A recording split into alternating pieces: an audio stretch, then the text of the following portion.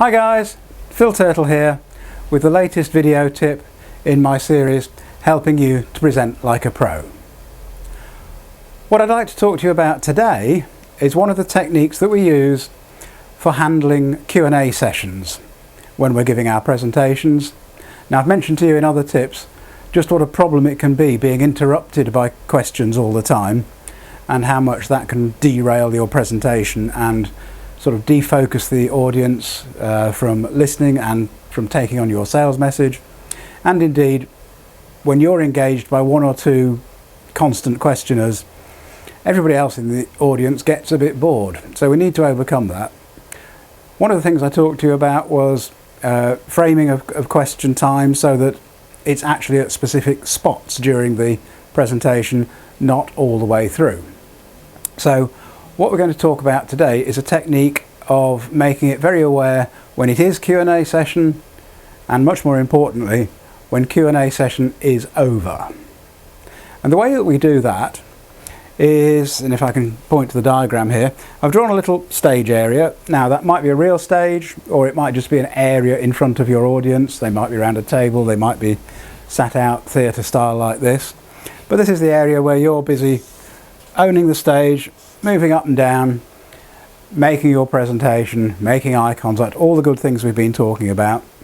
But when it comes to question time, what we find very useful is to actually move forward of the normal stage area, sort of a bit out into the audience. Now, two things are good about that. One, it's more of a connection, it's more informal, and people feel a bit more happy and involved in that. Oh, and don't forget, always repeat the question if you're not all mic'd up for the audience. Otherwise the rest of the audience don't know what question you're answering. So wander down here in front of your normal presentation area. That's important. It's called stage anchoring, and we've mentioned that on a number of occasions. So you're down here and you take your questions and answers. And for however long you've allowed for that. But here's the trick.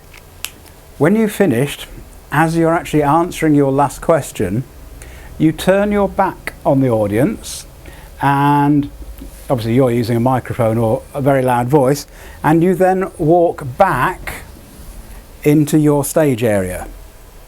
Now the fact that you're walking back, showing the audience your back, that indicates very firmly and non-verbally that Q&A time is over. So you walk back into your stage area, as I say, probably still answering the last question. Anybody down here that still has hands up, they sort of know immediately that they're not going to get them answered this time.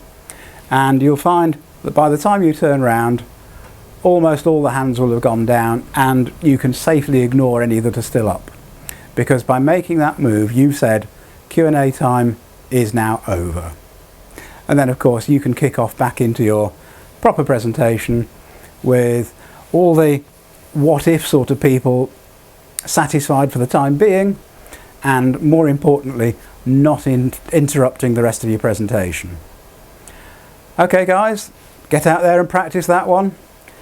Happy to help you present like a pro.